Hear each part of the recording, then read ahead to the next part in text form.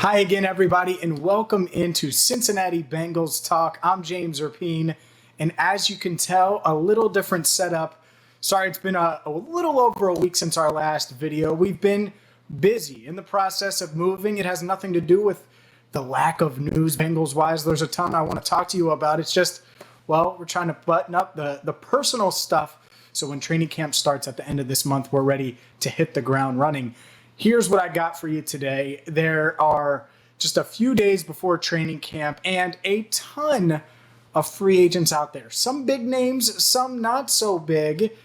And I want to dive into that. But first, how about that? You've never seen this in the background right here. This Power Rangers. Look at that. I need to put the Megazord together. You still see the UC helmet if you're used to watching these videos. But plenty coming once my office is fully set up. So let's dive on in and let's start. 3 free agents, 1, 2, 3, that the Bengals should consider signing. And I got an honorable mention coming your way as well. Let's start with the offensive line. Rick Wagner.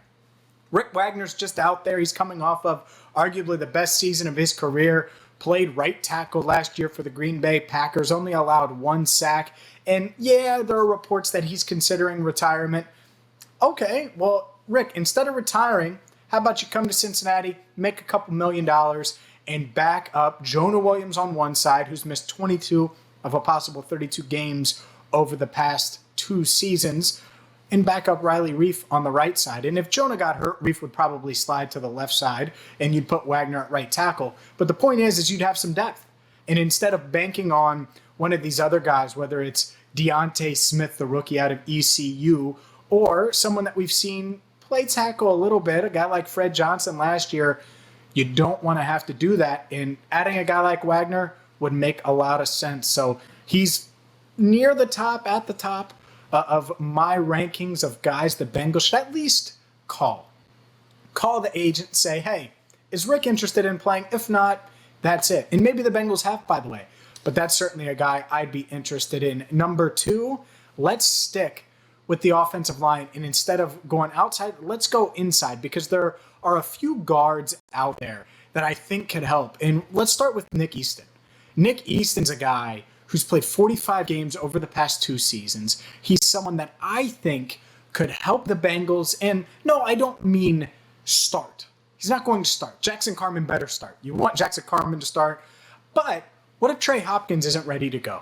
And the Bengals know that better than we do. Trey knows that better than we do. Who knows? Maybe they don't know if he's going to be able to start at center. But this way you get a guy in Easton that could give you a little depth there, so you're not banking on Billy Price if that's the case. And heck, Price has a little bit of an injury history now, so you just never know. You need some depth at that spot. So Easton's one option. Austin Ryder, another one. And then let's stick to the trenches. Oddly, by the way, the Bengals addressed the trenches in the draft. You don't want to just bank on these rookies to have to play huge roles. And that's why if I'm the Bengals, and a year ago we were talking about this going into week 1. Oh man, you got Bosa on one side and Ingram on the other. Burrow's first NFL game against the Chargers. Well, Melvin Ingram is still a free agent. And I get it. He's injury prone. And maybe it's because I thought that the Bengals should have picked him in 2012. With their first round pick instead of Dre Kirkpatrick. But I think Melvin Ingram can help them a bit. You can sign him to a 1-year prove-it type deal. He can bolster that pass rush. And that way, you have more proven bodies. And maybe he isn't what he once was, but can he be something? Can he add a little juice? And instead of banking on Joseph Osai to just fill the shoes of Carl Lawson or Cam Sample to come in and make it an instant impact. Now you have another guy. So if Sam Hubbard goes down like he did last year, where, yeah, he did end up playing and finishing the season, but he was never himself. He was never 100%. He was playing through the pain. Now you have a little depth there and some proven depth and a former Pro Bowler who could end up having a huge year. And then who knows, right? And so that's a guy I would at least make a call to. And let's get to the honorable mention, because this one is maybe the most interesting guy on the list. And I think if you look at the Bengals skill players, right, we feel good about really top to bottom. Quarterback, right, halfback, Mixon. You like what's behind him. I think it's Samaje Perine, Chris Evans. He's got a little pop. I think Puka Williams is a guy that could threaten to make the roster more as a special teamer slash hybrid wide receiver halfback. But still, there's a chance there.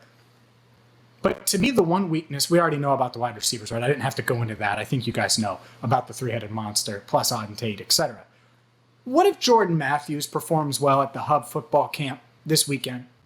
He's trying to make the transition from wide receiver to tight end. He's gained 15 plus pounds. He's been working out with multiple tight ends this offseason, including George Kittle. He went to the tight end camp with Travis Kelce, Kittle, and all these guys. Like, to me, you're talking about a guy who was never a burner, but was certainly faster than most tight ends.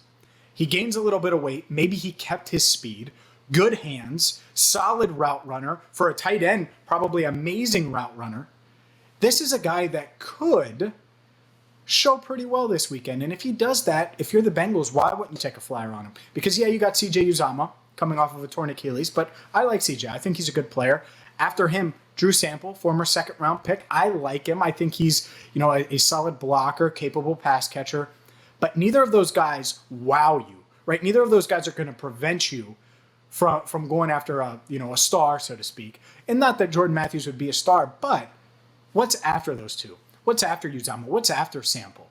There's a reason they brought in C.J. O'Grady after the Hub football camp, the Arkansas product, who's never played a down in the NFL. But he worked out at the Hub football camp in April, and they signed him. And so this is another option in a guy who's well-established in the league, 22 touchdowns, has over 3,000 receiving yards. He's played on multiple teams. He's been around.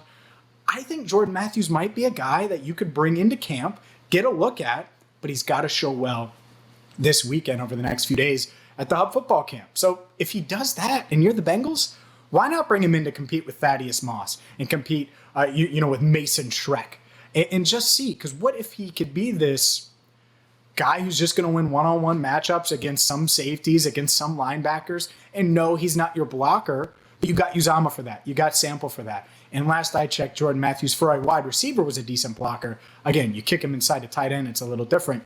But who knows? Throwing to Jordan Matthews up the seam could be worse. Could be worse. So those are the three. Rick Wagner, I think that's the one. If you could get him, I would go after him. He would be at the top of my list. And then after that, you're talking about depth pieces, guard pieces. Nick Easton would be a guy I would target. Again, 45 games over the past 4 seasons. Someone who's capable of playing center guard. Melvin Ingram, why not? Former Pro Bowler and someone who can bolster your pass rush. And then Jordan Matthews. Those are my 4. Sound off. Who do you want to see the Bengals sign between now and the start of the season, or between now and training camp? By the way, we're going to be back at it full swing. We'll start doing some position previews, live shows. I know I've been talking about it. It is coming soon. I just got to get the Power Ranger stuff lined up and actually all of my memorabilia, my office, everything. Because right now this is sort of a makeshift thing, but I'll tell you what, a lot of big stuff coming from Cincinnati Bengals Talk. And as always, thank you so much for watching.